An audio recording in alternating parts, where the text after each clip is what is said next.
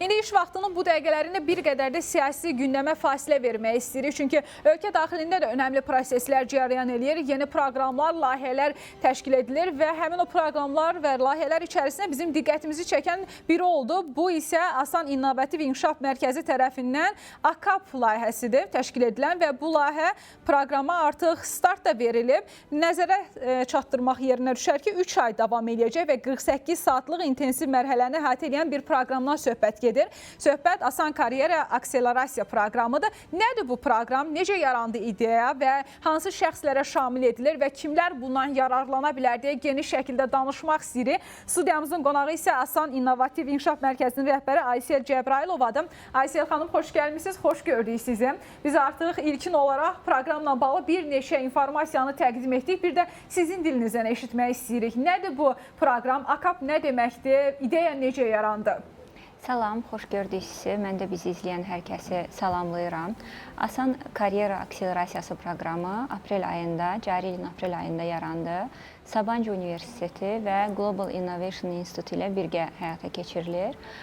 Proqram bu fikir əsasında yarandı ki, təşkilatlar adətən əməkdaşları texniki bacarıqlarına görə işə götürürlər.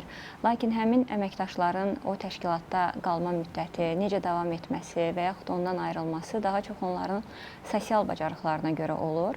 Biz də bu fikirdən irəli gedərək sırf əməkdaşların, işgüzar şəxslərin sosial bacarıqlarını, yumşaq bacarıqlarını artırmaqdan ötəri bu proqramı yaratdıq.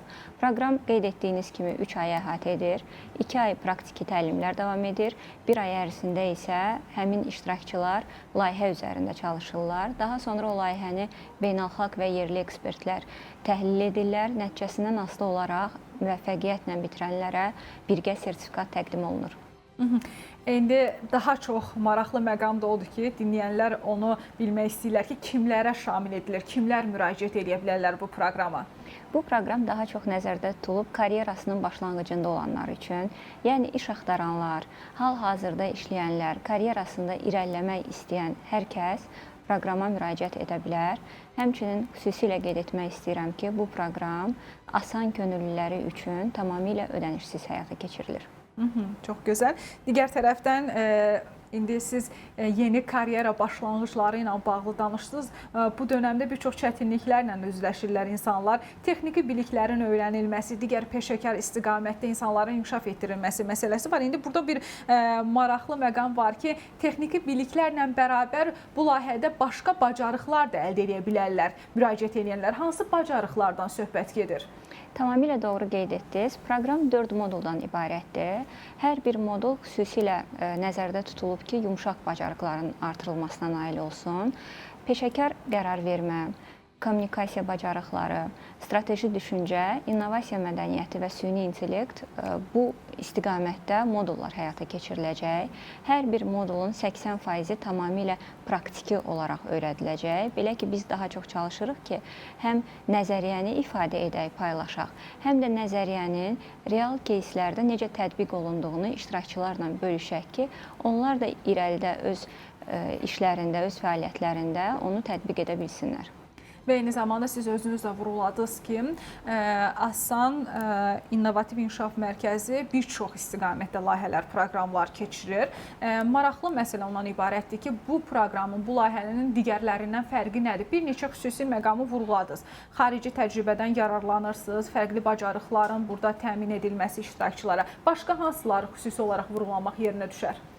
Qeyd edim ki, Asan İnnovativ İnkişaf Mərkəzi 5 il ərzində 30 mindən çox işgüzar şəxsin iştirak etdiyi, 500-dən çox fərqli istiqamətdə olan layihələri, təlimləri, tədbirləri həyata keçirilib. Hal-hazırda ölçülən vətəndaş məmnuniyyəti Asan İnnovativ İnkişaf Mərkəzində 96,4%-dir.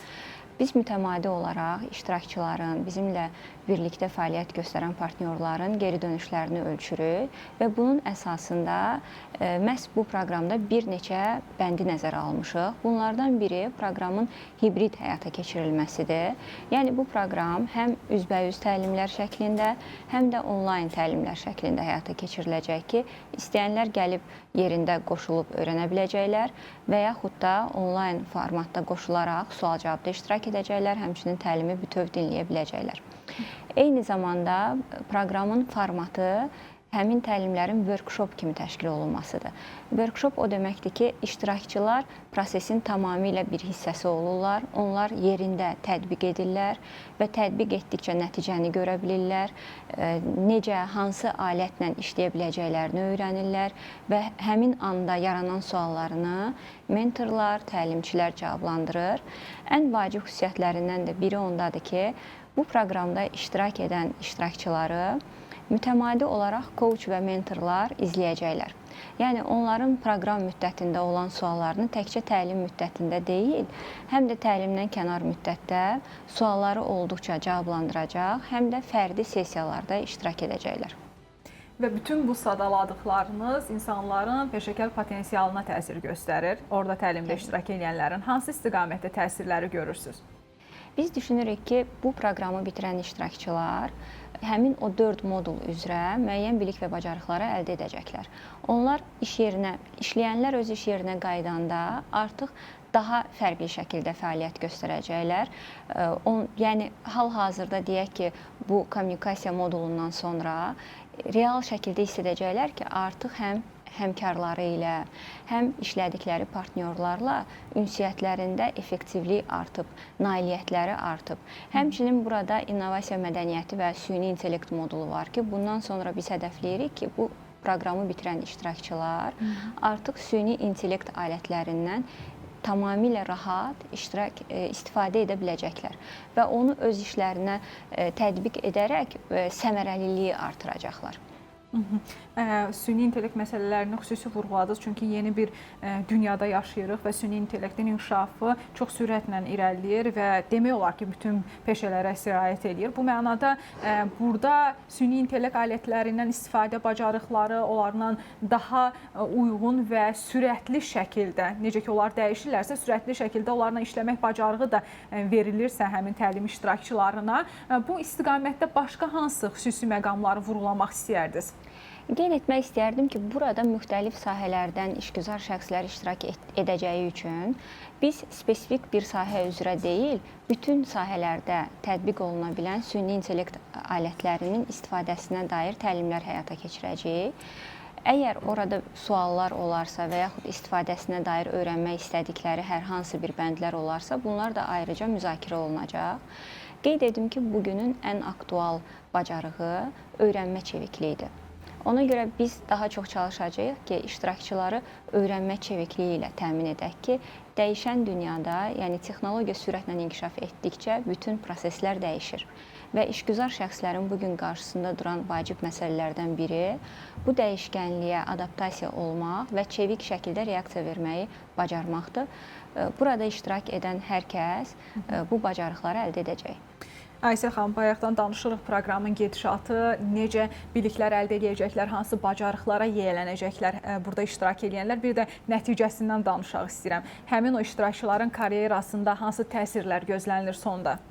Mən düşünürəm ki, proqramda iştirak edən iştirakçılar növbəti mövsümdən etibarən öz karyeralarında müsbət dəyişiklikləri hiss edəcəklər. Həmçinin biz mütəmadi olaraq Asan İnnovativ İnkişaf Mərkəzində onları dəstəkləmək üçün təlim və tədbirlər həyata keçirib onları dəvət edəcəyik. Eyni zamanda əmək yarmarkası keçiriləcək ki, onlar öz bacarıqlarını orada da işə götürənlərlə bölüşə biləcəklər, müxtəlif dövlət və özəl qurumlarının əməkdaşları ilə. Və maraqlı məsələlərdən biri odur ki, bütün bu bacarıqlara yiyələnən şəxs bir də lider ruhlu şəxs olur. Sual da yaranır ki, bu Azərbaycanda gələcəkdə lider şəxslərin yaranmasına necə töhfə verəcək? Əlbəttə ki, bu cür proqramlarda, bu cür bacarıqları əldə edən şəxslər daha yüksək yerlərdə, yüksək vəzifələrdə çalışmaq üçün hazırlanırlar. Bu mənada nələr deyə bilərsiniz? Qeyd etmək istərdim ki, sırf lider kimi yetişmək üçün texniki bacarıqlardan əlavə olaraq daha çox sosial bacarıqların olması vacibdir. Bura fikrin dəqiq ifadə edilməsi, nitqin səlis olması, düzgün təqdimat bacarığı, delegasiya bacarıqları, təqdimat bacarıqları və bunlarla paralel olaraq effektiv ünsiyyət bacarığı, emosiyaların idarə olunması kimi sosial bacarıqlar daxildir. 4 modul ərzində biz bu bacarıqların hamısını əhatə etməyi planlayırıq ki, onlar proqramı bitirdikdən sonra rahat şəkildə fikirlərini ifadə edə bilsinlər, işlərində effektivlik və səmərəlilik əldə etsinlər. Bir də iştirak etmək istəyənlər var. İştirak etmək istəyənlərə sözünüz nədir? Necə müraciət etsinlər və yaxud da ki, bu proseslə bağlı vurğulanmalı olan məqamlar hansılardır? İştirak etmək istəyən hər kəs Asan İnnovativ İnkişaf Mərkəzinin sosial şəbəkələrdə olan səhifələrindən bizə yaza bilərlər. Həmin səhifələrdə paylaşılan qeydiyyat formalarını, öz məlumatlarını əlavə edərək bizə göndərə bilərlər. Həmçinin bu proqram ayrıca olaraq asan könüllüləri üçün də təşkil olunacaq. Onlar da müvafiq məsul şəxslərə müraciət edərək bu proqramda iştirak edə bilərlər. Təşəkkür edirik, dəvətimizi qəbul edib gəldiniz və proqramla, layihə ilə bağlı geniş şəkildə bizi məlumatlandırdınız. Çox sağ olun. Dəyərli izləyicilər,